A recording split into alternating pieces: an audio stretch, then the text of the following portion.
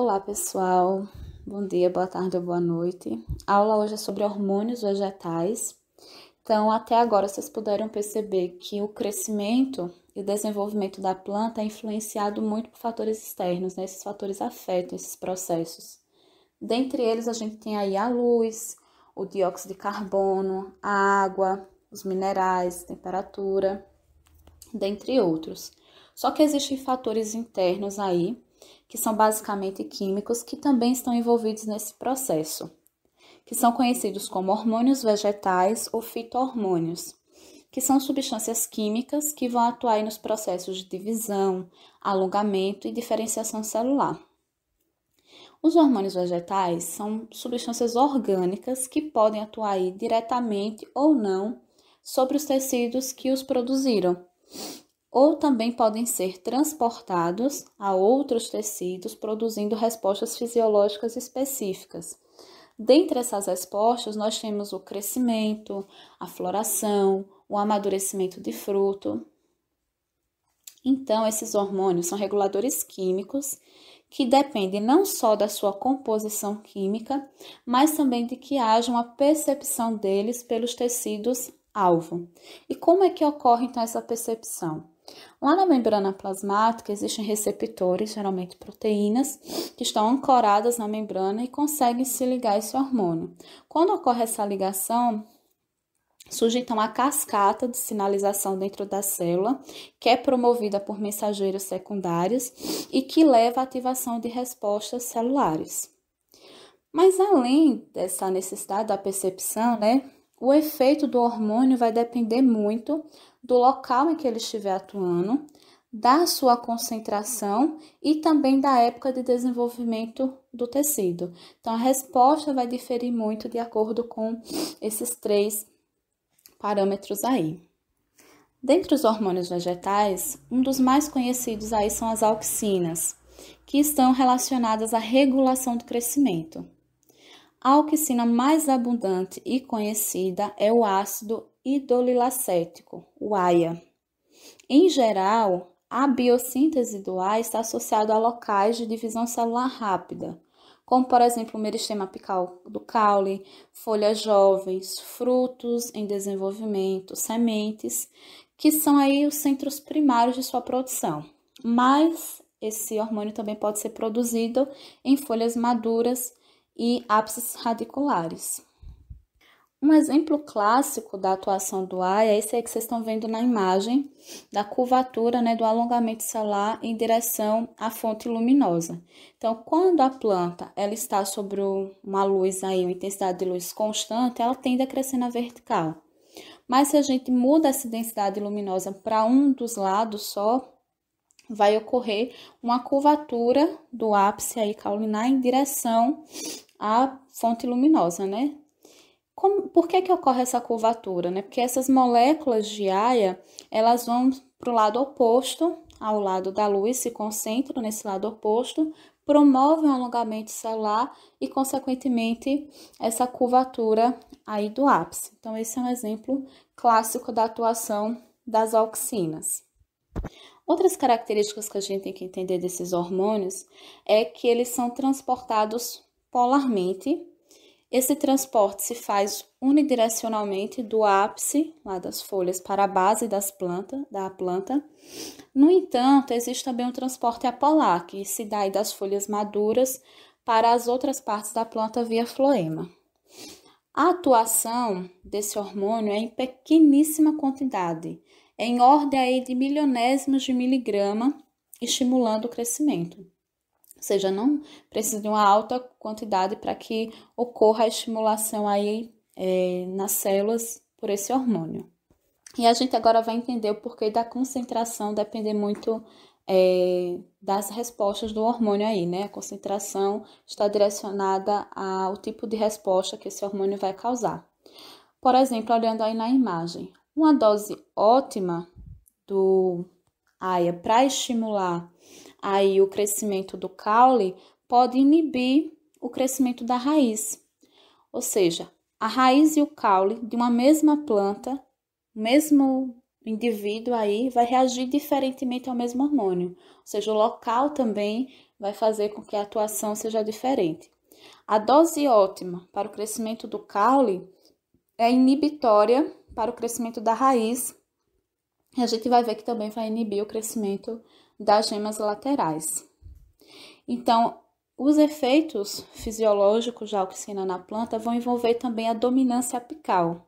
O que seria essa dominância apical, né? Então, as auxinas, elas atuam lá nos genes, estimulando a síntese de enzimas que vão promover o amolecimento da parede celular e possibilitar, então, a distensão celular. A gema apical é essa região aí, na figura que está em destaque, que vai atuar no crescimento longitudinal do caule. Ela produz a auxina, né, uma produção de auxina na superfície para inibir o crescimento das gemas laterais, que são essas aí que vocês estão vendo na imagem B. Bom, e o que ocorre? Quando a gente, então, retira essa gema apical da planta. A produção de auxina é eliminada, né? Porque você eliminou a gema apical. Sendo assim, é ativado o crescimento e desenvolvimento das gemas laterais. Ou seja, há um maior crescimento aí dos galhos e a planta vai diminuir, então, o seu porte, né? Porque ela para de crescer longitudinalmente para crescer horizontalmente, tá certo? Então, tem mais a formação de galhos e esse porte reduzido. A atuação aí da auxina está relacionado também à resposta dos órgãos vegetais à força da gravidade, o geotropismo, né, que resulta aí no crescimento da parte aérea da planta na direção oposta à força da gravidade, que é o geotropismo negativo, e no crescimento das raízes na direção da força da gravidade, que é o geotropismo positivo. Então, quando a planta é colocada em posição horizontal, como está aí na imagem, o acúmulo de auxinas na parte inferior do caule vai promover o maior crescimento dessa parte, ocorrendo uma curvatura em direção oposta à força da gravidade. Já nas raízes, a curvatura se dá na direção da força da gravidade. Por isso que mesmo quando a gente coloca a planta na horizontal, vai ocorrer essa curvatura aí da parte aérea e da parte subterrânea, e em resposta também a esse hormônio de crescimento. Bom, vocês já devem ter visto aí que na natureza é comum o desenvolvimento de ovários sem que tenha havido a formação das sementes. Se vocês não lembram, então é o caso lá da banana. A auxina existe na parede do ovário e nos tubos polínicos e garante o crescimento do fruto. Então, é possível produzir frutos paternocárpicos por meio da aplicação das auxinas diretamente nos ovários, retirando previamente os estames para que então não ocorra a polinização. Ou seja, a produção de frutos ocorre sem semente, já que não houve a fecundação aí. Por isso que são paternocárpicos. E isso é muito utilizado, né, para aquelas uvas que a gente compra sem semente, as melancias e os tomates. Então, tem uma aplicação aí também na produção de frutos. Além de estar influenciando aí o desenvolvimento de frutos, também está envolvida na abscisão foliar. O que é essa abscisão foliar? É um mecanismo de remoção dos órgãos senescentes ou que estão danificados como uma estratégia, ou então como uma estratégia para que seja liberado os frutos. Esse processo, ele ocorre na zona de abscisão, que varia quanto à espessura e a camadas de folha. Aí vocês conseguem ver exatamente na imagem essa zona de abscisão.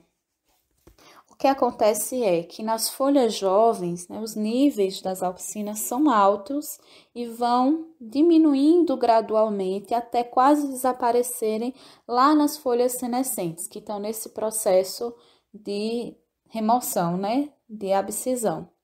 Sendo assim, quanto menos a concentração de auxina está presente ali na folha, faz com que o etileno, né, a sensibilidade dessa zona de abscisão ao etileno, a outro hormônio que a gente vai ver mais na frente, seja maior. E essa sensibilidade, essa ação do etileno aí nessa zona de abscisão é que vai promover, então, a ruptura e o desligamento desse órgão da planta. Então, é uma atuação aí de dois hormônios em um mesmo processo. Quando a gente chegar lá no etileno, a gente vai entender melhor como é que se dá esse processo aí de abscisão foliar e de senescência também, entender como é que funciona. Uma outra classe aí dos hormônios vegetais é as citocininas. Cuidado não confundir com as citocinas. Olha que eu já fiz várias vezes essa confusão no nome, né? Elas estão envolvidas também na estimulação da divisão celular, na citocinese, por isso o nome desse grupo aí de hormônios. As citocininas, elas são produzidas lá nas raízes e transportadas através do xilema para as outras partes da planta, né? Então, embriões e frutos também vão produzir as citocininas porque precisa ocorrer esse processo de divisão celular. Mas é bom que vocês lembrem desse transporte aí das raízes para as outras partes da planta. Então, qual o papel, né, das citocininas no desenvolvimento?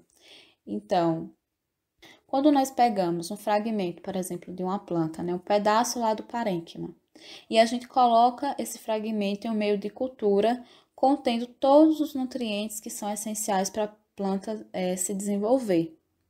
As células, elas vão crescer, mas elas não vão se dividir.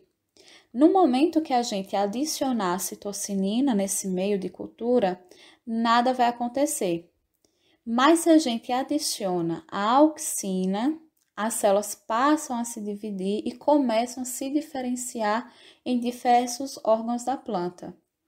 Ou seja, a gente está vendo a atuação em conjunto de dois hormônios para promover um processo aí de divisão celular e diferenciação também. Além de promover essa diferenciação, o tipo de órgão que também vai ser desenvolvido, né, vai depender da relação entre a quantidade desses dois hormônios. Quando as concentrações dos dois hormônios, da auxina e da citocina, tá certo, são iguais, as células elas começam a se multiplicar, mas elas não se diferenciam. Formam uma massa indiferenciada lá de células que chama de calo. Já quando a concentração da auxina ela é maior do que a da citocina, essa massa começa a se diferenciar e forma as raízes. Quando a gente muda essa concentração, coloca mais citocina do que a auxina, o calo lá, aquela massa indiferenciada de células, começa a formar os brotos. Vocês lembram lá que a auxina estava no processo de dominância apical? As citocinas também vão atuar em associação com as auxinas nesse controle da dominância apical. Então, esses dois hormônios, como vocês já puderam perceber, eles têm uns efeitos antagônicos na dominância apical, porque as auxinas que descem lá do caule vão inibir o crescimento das zonas laterais. Quando a gente retira a gema apical, a gente corta, então diminui, né, elimina a produção de auxina. Então, quando ocorre essa eliminação da produção de auxina, as citocinas que vêm das raízes, elas conseguem estimular as zonas de desenvolvimento. Antes elas não conseguiam porque elas estavam sendo aí inibidas pela produção de auxina. Isso explica também o fato das gemas que estão localizadas mais baixas no caule saírem primeiro dessa dormência antes das mais altas, porque elas estão mais próximas aí às raízes, que são os locais de produção de citocininas, ok? Além disso, elas estão envolvidas aí no retardamento do envelhecimento das plantas. Quando a gente corta lá o ramo e folha e coloca na água, o que acontece é que eles envelhecem rapidamente, porque isso se dá devido à falta desse hormônio. Quando a gente adiciona, então, citocina na água dos vasos, faz com que essas flores durem bem mais tempo. É uma prática muito usada por floriculturas, né, por quem comercializa plantas, para que seja retardado esse envelhecimento e durem mais, né, até chegar no processo de venda. O processo que eu comentei lá durante a abscisão foliar foi da senescência, mas eu não expliquei. Então, a senescência consiste aí no conjunto de mudanças que vão promover a deterioração ou morte da célula vegetal. Esse processo ele pode ocorrer ao mesmo tempo em toda a planta, no caso das plantas anuais, tipo milho, ou em algumas plantas perenes, que florescem uma vez e morrem logo após, ou então ele ocorre somente na parte aérea das plantas bianuais ou herbáceas perenes, nas quais as partes subterrâneas se mantêm vivas e vão servir aí de reserva para o seu crescimento no ano seguinte, ou ocorrer somente lá nas folhas e frutos das plantas linhosas, né? Essas plantas florescem todo ano e a sua senescência total e a morte levam aí muitos anos. Esse processo ele não ocorre ao acaso, né? Ele está relacionado aí aos fatores internos da planta, mais a esses fatores internos do que aos fatores do meio ambiente. Então, as mudanças nessa fase são parte de um mecanismo para se transferir os nutrientes das partes da planta, como a folha, para outras partes, como os frutos, as sementes e o caule. Então, frequentemente, a senescência das folhas e do fruto é acompanhada da sua abscisão. Sendo assim, uma das principais causas aí da senescência da planta pode ser a grande mobilização de nutrientes e citocininas na direção dos frutos e das sementes. Ou seja, a morte da parte vegetativa seria uma consequência dessa mobilização, já que essa citocinina, a concentração alta de citocinina ali nas folhas, ela inibe esse processo de senescência foliar. A relação do ácido abscísico a gente vai ver já já com a senescência. Eu coloquei essa imagem, mas existe também essa relação com a concentração de outro hormônio vegetal, que também está relacionado aí nesse processo de deterioração de um tecido da planta. Bom, agora a gente vai para as giberilinas, né, que tem a sua história aí lá com cientistas japoneses que estudavam a doença no arroz, que era denominada doença das plantinhas loucas, porque a planta crescia muito rápido, tinha um porte alto, mas apresentava uma coloração pálida e com tendência a cair, ou seja, não se sustentava em pé. E aí, um dos cientistas descobriram que a causa para essa doença era uma substância que era produzida por uma espécie de fungo que se chamava Gibberella fujikiroi. Não sei se é essa a pronúncia, mas é esse o nome do fungo que deu. Então, colaborou aí com o nome desse grupo de hormônios, né? Porque ele parasitava as plântulas lá do arroz. A giberelina foi assim denominada, né, devido ao fungo, e está presente aí em todas as plantas, por todas as suas partes e em diferentes concentrações, sendo que as mais altas concentrações desse hormônio está lá em sementes ainda imaturas. Então, existem mais de 78 tipos de giberelinas que já foram isolados e identificados. O grupo mais estudado é conhecido como ácido giberélico, GA3, que também é produzido por aquele fungo lá que estava relacionado, que parasitava lá as plantas de arroz. Então, as giberelinas, elas vão ter efeitos aí no alongamento do caule e folhas das plantas através da estimulação da divisão celular. Quais são os locais de produção das giberelinas nos vegetais? Então, a gente tem aí nas plantas, lá no sistema caulinar e também em sementes. É incerto essa síntese de giberelina lá nas raízes, mas possivelmente depois da sua síntese ela está sendo aí transportada através do xilema e floema para as outras partes da planta. Por estar envolvida nesse processo de divisão celular, né, ela é bem importante lá para as sementes. Muitas espécies de planta, né, ela é responsável pela quebra da dormência das sementes e promove, então, o crescimento do embrião e a emergência da planta, porque vão estimular esse alongamento celular, fazendo com que a radícula consiga romper, então, o tegumento da semente e ocorrer, então, a protusão da radícula, a germinação. Sendo assim, ela é um hormônio muito utilizado para a quebra de dormência de semente de várias espécies vegetais, para que ocorra, então, essa uniformização da germinação, principalmente em cultivadas, né? E como ela produz também, aí estimula a produção de enzimas hidrolíticas Quando ela é produzida pelos embriões, também vai acelerar a digestão das reservas nutritivas contidas no endosperma, ou seja, na região de reserva do embrião, que justamente é importante também para o crescimento, para a divisão celular. E as giberelinas, assim como as auxinas, também podem causar o desenvolvimento dos frutos paternocárpicos, ou seja, sem sementes, como a maçã, a abóbora, etc. A aplicação dessas giberelinas, né, na produção comercial desses frutos, tanto produz esses frutos sem sementes, como também a produção de frutos grandes pelo desenvolvimento maior das paredes do ovário e soltos entre si. Então, eles atuam juntamente aí com as auxinas, também sendo utilizados para o desenvolvimento de frutos sem sementes. Bom, agora a gente vai ver sobre o ácido abscísico, ou ABA, como é conhecido, né? Que é um hormônio vegetal que regula vários processos no ciclo de vida das plantas, que está envolvido nas respostas aos estresses ambientais. Lembram lá do fechamento e abertura estomática que a gente viu? Então, a baixa disponibilidade de água, a temperatura reduzida, alta salinidade.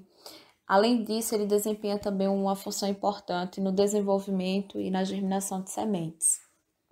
Além disso, ele tem uma capacidade aí de se compartimentalizar nos tecidos vegetais, e isso explica os elevados níveis desse hormônio lá nas folhas, mesmo quando a planta se encontra com condições de boa hidratação.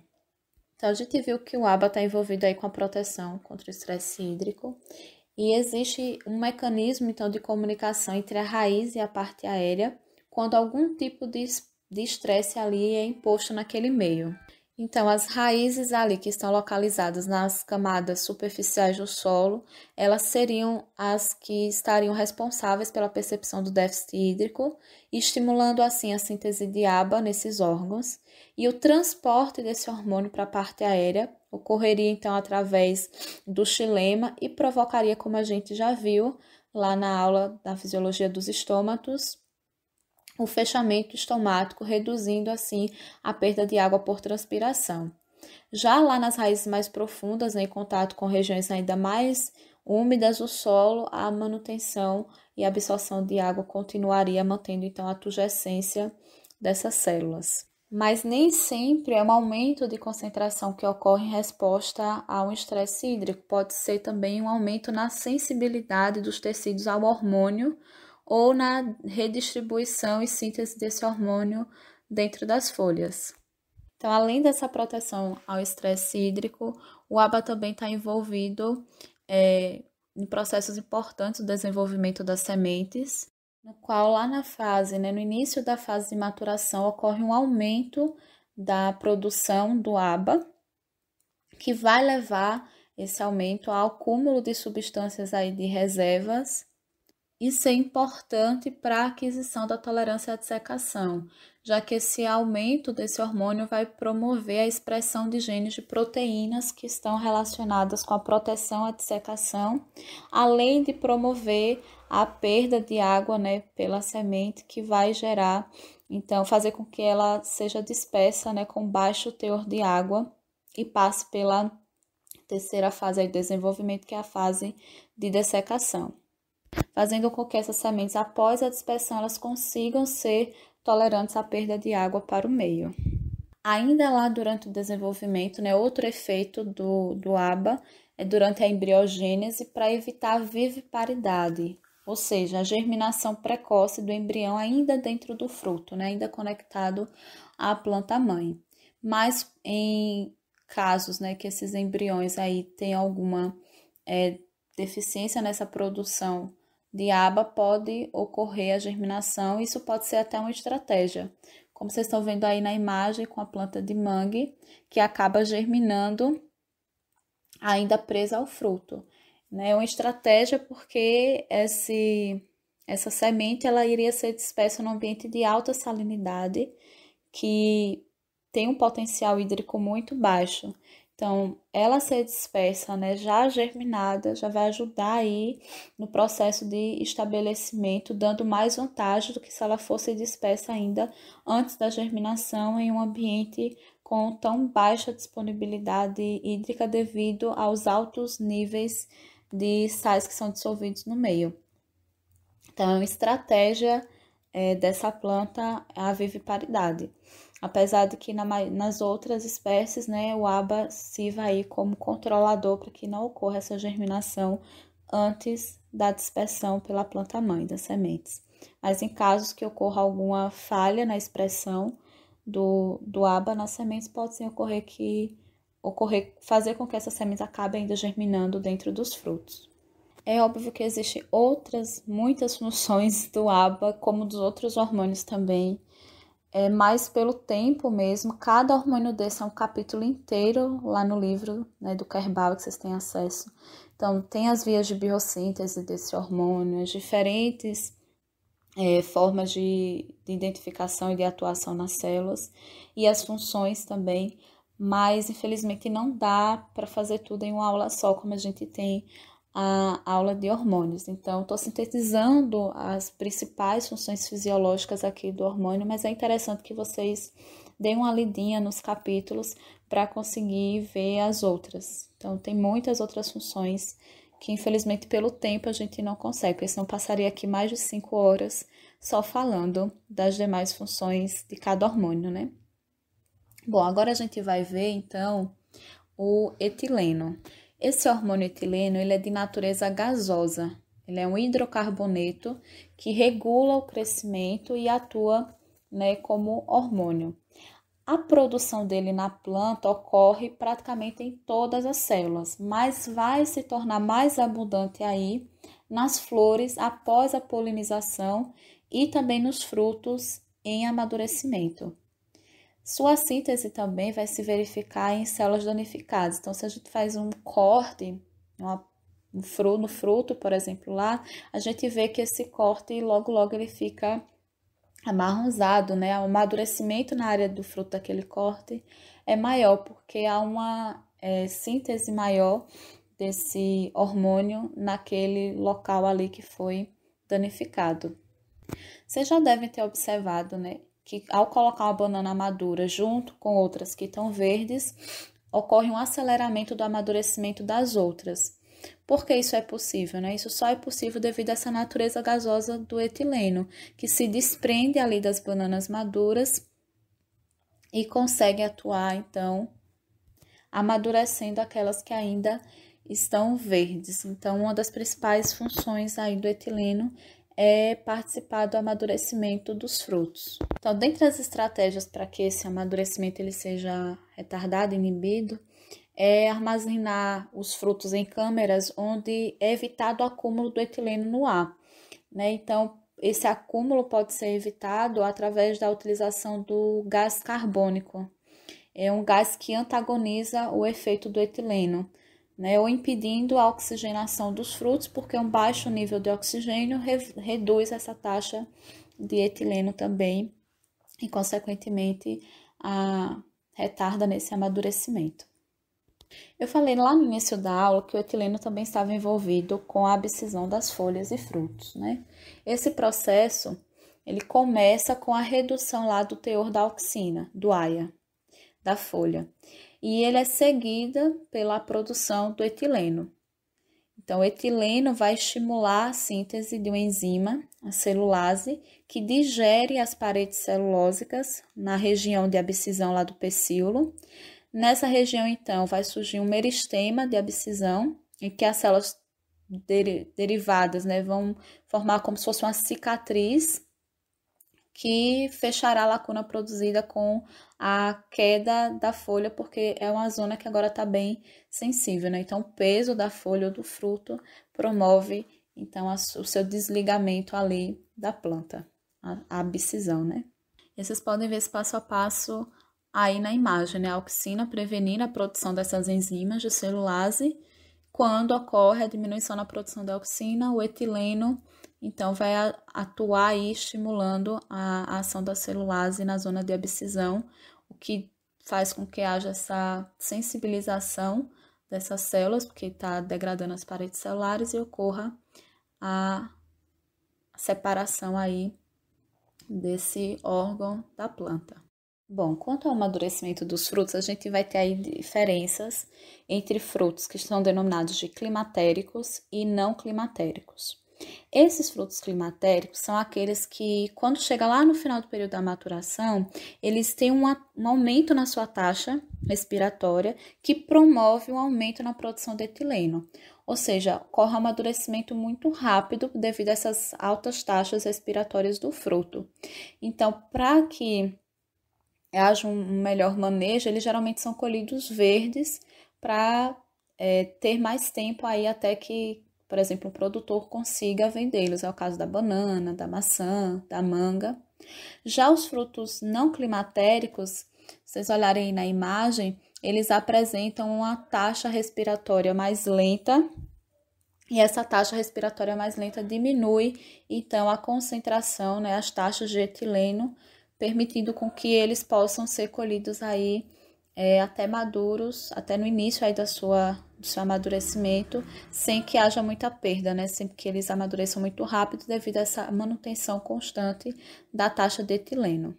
Desses frutos a gente tem o coco, a uva, o limão. Então, são frutos que têm essa taxa respiratória menor, acúmulo menor e, consequentemente, demora um pouco mais nesse processo de amadurecimento.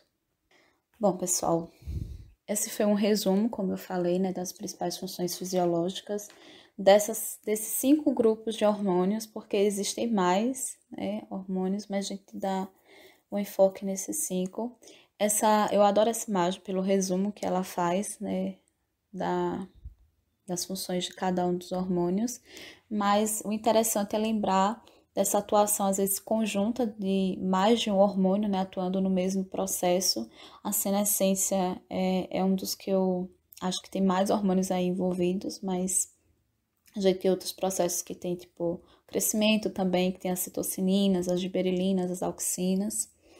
Mas é muito interessante essas atuações dos hormônios, pela aquela capacidade que a gente viu lá no início, né, que vão diferir do local, na sua concentração e na interação com outros hormônios também.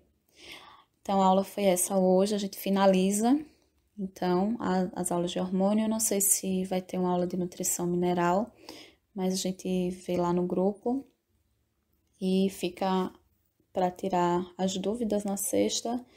E depois a gente vê como é que vai ficar a avaliação, se na próxima semana ou se vai ter mais alguma aula antes da última avaliação de vocês, né? Então, vocês já estão finalizando aí a disciplina. Então, é isso por hoje e até sexta.